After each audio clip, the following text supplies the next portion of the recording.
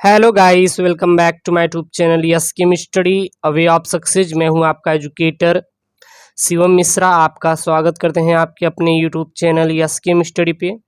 तो आपके प्यारे बच्चों, यस केम स्टडी पे 9वीं से लेकर 12वीं तक पूरी तैयारी कराई जाती है।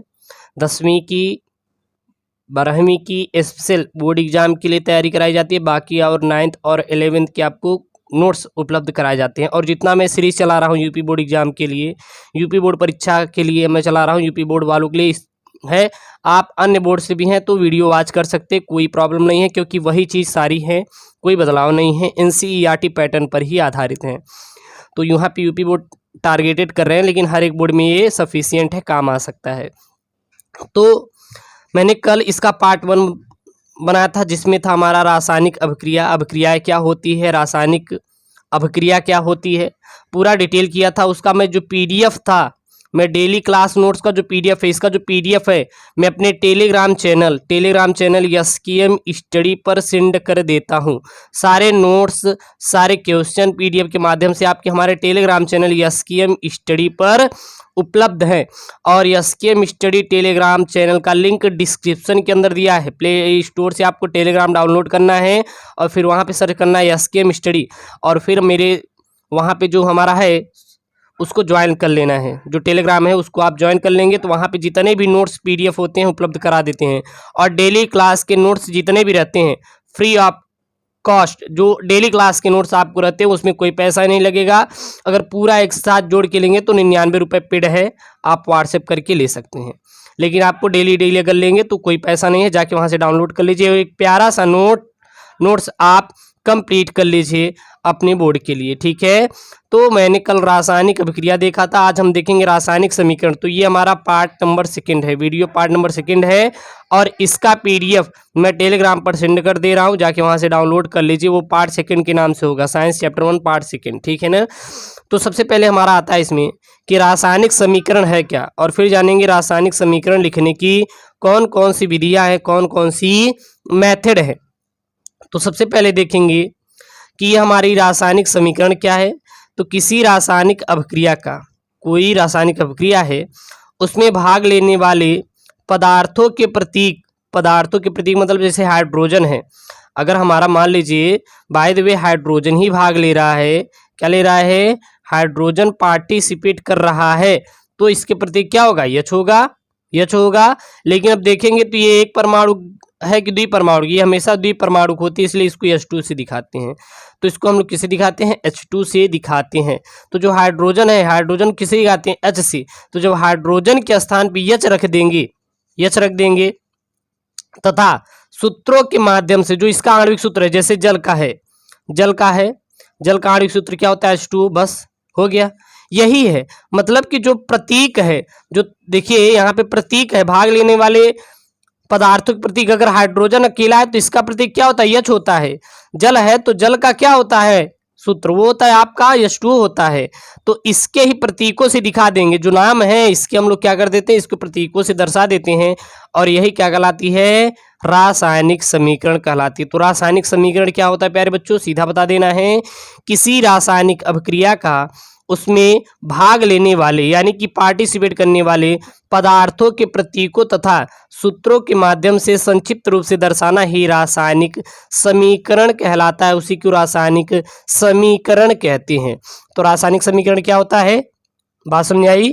किसी रासायनिक अभिक्रिया का उसमें भाग लेने वाले पदार्थों के प्रतीकों, जैसे हाइड्रोजन है तो हाइड्रोजन का प्रतीक क्या है, H है, तथा सूत्रों के माध्यम से, जल का सूत्र क्या होता है, H2 होता है, सूत्रों के माध्यम से दर्शाना ही रासायनिक समीकरण कहलाता है, यानी केमिकल इक्वेशन कहलाता है। इसको इंग्लिश में बोलते हैं केमिकल इक्वेशन नाम होता है। रासायनिक अभिक्रिया में प्रयुक्त पदार्थ अभिकारक तथा नए बने पदार्थ उत्पाद कहलाते हैं। जो इसमें प्रयुक्त जो पदार्थ होता है, जो प्रयोग करते हैं, तो वो क्या कहलाता है, आपका अभिकारक कहलाता है। अभी आपको बताएंगे। और जो हमारा नया पदार्थ बनेगा वो क्या कहलाता है, उत्पाद कहलाता है। जैसे समझ लेते हैं यहाँ पे, उसको आगे भी देखेंगे। जैसे Na है, सोडियम जब क्लोरीन के साथ क्रिया करता है तो क्या बनाता है, NaCl बनाता है। तो यहाँ पे जो हमारा सोडियम और क्लोरीन मिलकर हमारा नया पदार्थ बना रहे हैं, तो जो मिल रहे हैं यानी बनने से पहले जो क्रिया करेंगे इसको बोलते हैं अभिकारक। इसको क्या बोलते हैं? अभिकारक। और जो हमारा नया पदार्थ बनेगा उसको क्या बोलेंगे? उत्पाद बोलते हैं। इसको क्या बोलेंगे प्यारे बच्चों? उत्पाद बोलते हैं। ठीक है ना। जैसे कि यहाँ पे देखेंगे जिंक ऑक्साइड सल्फ्यूरिक अम्ल के साथ अभिक्रिया करके जिंक सल्फेट और जल बनाता है। जो जिंक ऑक्साइड होता है, देखिए ये जिंक ऑक्साइड है ZnO, जिंक ऑक्साइड और सल्फ्यूरिक अम्ल H2SO4 आपस में क्रिया करके क्या बना रहे हैं? जिंक सल्फेट तथा जल बनाते हैं। जल बनाते हैं। यहाँ पे जिंक ऑक्साइड और सल्फ्यूरिक अम्ल, जिंक ऑक्साइड और सल्फ्यूरिक अम्ल ऐसे पदार्थ हैं जिनमें रासायनिक परिवर्तन होता है और इसे ही अभिकारक कहते हैं, क्योंकि इसी में रासायनिक परिवर्तन होगा तभी तो जाके नया पदार्थ बनेगा। तो रासायनिक परिवर्तन किसमें हो रहा है? जिंक ऑक्साइड और हमारा सल्फ्यूरिक अम्ल में। इन्हीं दोनों में हमारे एक ऐसे पदार्थ है जिसमें रासायनिक परिवर्तन हो रहा है, तो इसी पदार्थ को प्यारे बच्चों क्या बोलते हैं? अभिकारक बोल दिया जाता है। इसी को अभिकारक नाम दे दिया जाता है। और इस अभिक्रिया में जिंक सल्फेट और जल ये दो नए पदार्थ बनते हैं जिसे उत्पाद कहते हैं। यहाँ पे जिसे हो जाएगा, तो यहाँ जो जिंक सल्फेट और जल बन रहे हैं ये हमारे क्या है? एक नए पदार्थ हैं। किसके संयोग से मिलकर बन रहे हैं? जिंक ऑक्साइड और सल्फ्यूरिक अम्ल के संयोग से मिलकर बन रहे हैं। क्या क्या बन रहे हैं? जिंक सल्फेट और जल, ये हमारे दो नए पदार्थ हैं। तो इसको हम लोग क्या बोलते हैं? उत्पाद बोलते हैं। और इसी पूरे चीज को हम लोग रासायनिक समीकरण बोल देते हैं। इसी पूरे हम लोग प्रोसेस को क्या बोल देते हैं? रासायनिक समीकरण बोल देते हैं। क्यों? क्योंकि देखिए यहाँ पे जिंक ऑक्साइड का प्रतीक क्या होता है? ZnO। सल्फ्यूरिक अम्ल का प्रतीक क्या होता है? H2SO4। तो लिख रहे हैं जिंक सल्फेट का ZnSO4, जल का क्या होता है? H2। तो ये जो प्रतीक लिख रहे हैं इसी को रासायनिक समीकरण बोला जाता है। तो अभिकारक उत्पाद में बात समझ आई। दो हमारे नए पदार्थ, जो हमारे नए पदार्थ बनेंगे वो उत्पाद कहलाएंगे, और इनसे पहले जो मिलकर रासायनिक संयोग करेंगे उसे हम लोग अभिकारक कहते हैं। अब आपकी प्रोसेस आती है रासायनिक समीकरण लिखने की विधियां। तो रासायनिक समीकरण लिखने की विधियां मेरे प्यारे बच्चों 3 हैं। रासायनिक समीकरण लिखने की विधियां क्या है? 3 हैं। पहला देखेंगे तो अभिक्रिया में भाग लेने वाले सभी अभिकारकों तथा उत्पादों के प्रतीक यानी कि अणुसूत्र ज्ञात होने चाहिए। जितने भी अभिकारक है, जितने भी उत्पाद हैं, उसके या तो प्रतीक ज्ञात करें या फिर अणुसूत्र। अब जैसे वहां पे दे दिया, चलिए बोलिए सोडियम, क्या दे दिया? सोडियम दे दिया। तो अगर सोडियम का आपको Na पता नहीं है कि इसका अणुसूत्र क्या होता है, इसका प्रतीक क्या होता है, तो आप रासायनिक समीकरण लिख नहीं पाएंगे। तो जितने भी अभिकारक हैं, जितने भी उत्पाद हैं, उसके प्रतीक याद होने चाहिए। जैसे बोल दिया वो जल, क्या बोल दिया? जल बोल दिया। अब जल का होता है H2, आपको H2 मालूम ही नहीं है कि H2 है क्या, तो ये जल का ही H2 क्या है? प्रतीक होता है। तो जो अभिकारक हैं और उत्पाद हैं, अभिकारक उत्पाद में अंतर मैंने बताया। जो रासायनिक संयोग करेंगे वो अभिकारक होते हैं, जो नया पदार्थ बनेंगे उसे हम लोग उत्पाद कहते हैं। तो इनका आपको अणुसूत्र याद होना चाहिए। अब इसका थोड़ी ना याद करेंगे, इसका याद करेंगे। जिंक ऑक्साइड, जिंक ऑक्साइड क्या होता है? ZnO। सल्फ्यूरिक अम्ल क्या होता है? H2SO4। और जिंक सल्फेट का क्या होता है? ZnSO4। जल का क्या होता है? H2। इस प्रकार से आपको याद होना चाहिए। दूसरा, रासायनिक समीकरण में पदार्थ को हमेशा आणविक रूप में लिखते हैं। जो पदार्थ होता है उसको किसमें लिखा जाता है? आणविक रूप में। जैसे अगर हम देखें, जैसे हमारा है हाइड्रोजन, क्या है? हाइड्रोजन। हाइड्रोजन की बात करें तो इसको कैसे लिखते हैं? H2 दिखाते हैं। इसको क्या लिखते हैं? H2, क्योंकि ये सब हमारे द्विपरमाणु गैस हैं, इसलिए H2 से दिखाते हैं। दूसरा, जैसे ऑक्सीजन, क्या है आपका? ऑक्सीजन। ऑक्सीजन को किससे दिखाते हैं? आपका O2 से दिखाते हैं। तीसरा क्या है प्यारे बच्चों? आपका हो गया मान लो नाइट्रोजन, क्या है? नाइट्रोजन। तो नाइट्रोजन किससे दिखाते हैं? N2 से। N2 से क्योंकि ये सब द्विपरमाणु गैस हैं। चौथा हो गया आपका आयोडीन, क्या हो गया? आयोडीन। आयोडीन को किससे दिखाते हैं? I2 से, ठीक है ना।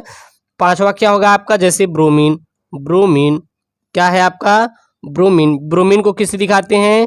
Br2 से दिखाते हैं। छठवा जैसे क्या ले लीजिए आप? क्लोरीन। अब क्लोरीन को किससे दिखाते हैं? क्लोरीन को आपको Cl2 से दर्शाते हैं। तो इस प्रकार हम लोग आणविक रूप में लिखते हैं, क्योंकि ये सब हमारे क्या हैं? द्विपरमाणु गैस हैं, इसलिए यहाँ पे H2 लगाया, यहाँ पे O2 लगाया, यहाँ पे N2 लिखा है, यहाँ पे I2 और यहाँ पे Br2 और यहाँ पे Cl2। ठीक है ना, यही चीज है यहाँ पे, क्योंकि ये द्विपरमाणु गैस है। तो ये तो मैंने पीडीएफ में इसको नहीं लिखा, लेकिन इसको मैं खींच के आपको भेज दूंगा, तो आप नोट्स में आप लिख लीजिएगा, ठीक है ना। चलिए तीसरा यहाँ पे, रासायनिक समीकरण में एक परमाणु तत्वों को उनके प्रतीकों द्वारा लिखते हैं। जो एक परमाणु तत्व कौन कौन से होते हैं, जैसे मान लीजिए आपका सोडियम है, पहला क्या है, सोडियम। जैसे सोडियम है, सोडियम को हम लोग किससे दिखाते हैं, आपका वो दिखाते हैं Na से, ठीक है ना, क्योंकि ये एक परमाणु गैस हैं। और oxygen, hydrogen, bromine, iodine, chlorine, ये सब जितने भी हमारे द्विपरमाणु गैस हैं, वहाँ पे इसलिए दो दो जोड़ रहते हैं, लेकिन ये सब एक परमाणु गैस हैं। और दूसरा जैसे हमारे क्या हो गया, आपके पोटेशियम हो गया, क्या हो गया, पोटेशियम। पोटेशियम हमारा एक परमाणु गैस, इसलिए कैसे दिखाते हैं। तीसरा आपका हो गया मैग्नीशियम, क्या हो गया, मैग्नीशियम। मैग्नीशियम भी आपका एक परमाणु है, इसलिए हम जिस दिखा देते हैं। और क्या हो गया आपका, जिंक हो गया, क्या हो गया, जिंक हो गया। जिंक को हम लोग किससे दिखाते हैं, जेडीएन से दिखाते हैं। आयरन, आयरन को किससे दिखाएंगे आप लोग, आयरन को आप दिखाएंगे Fe से दिखाएंगे, ओके। और छठवां क्या हो गया आपका, कॉपर हो गया, कॉपर इत्यादि जितने भी होते हैं, इसको किस दिखाते हैं, Cu के द्वारा हम लोग दर्शाते हैं, ठीक है। तो ये हमारे एक परमाणु गैसें हैं, और ये हमारे द्विपरमाणु गैसें हैं, और ये हमारे एक परमाणु तत्व हैं। गैस को हमेशा द्विपरमाणु लिखते हैं, और जो तत्व होते हैं वो अकेले लिखे जाएंगे, ठीक है ना, क्योंकि गैस भी तत्व हैं, ऐसा नहीं कि ये तत्व नहीं, लेकिन ये गैस है। गैसेस को हमेशा द्विपरमाणु में आप दिखाइए, और बाकी सबको किसे दिखाएंगे आप लोग, एक एक से, ठीक है ना। बहुत सारी चीजें होती हैं इसमें, तो कुछ ही होते हैं पदार्थ। जैसे अब देखो आयोडीन, आयोडीन क्या गैस है, नहीं, लेकिन तभी ये द्विपरमाणु में लिखा गया है, तो इसको आपको याद रखना चाहिए। तो ये रासायनिक समीकरण लिखने की विधियां हो गई, और ये हो गया मेरे प्यारे बच्चों रासायनिक समीकरण। आशा करते हैं आपको वीडियो अच्छा लगा होगा, तो लाइक यार प्लीज लाइक करें, और दोस्तों के साथ शेयर करें। पीडीएफ आपको एसकेमिस्ट्री टेलीग्राम पे मिलेगा, पार्ट 2 का, ये जो आज का वीडियो का जो पीडीएफ है मैं सेंड कर दूंगा, जाके वहां से आप डाउनलोड कर लीजिएगा। ऐसी वीडियो चाहे तो चैनल को जरूर से जरूर सब्सक्राइब करें। ओके दोस्तों, थैंक यू, जय हिंद।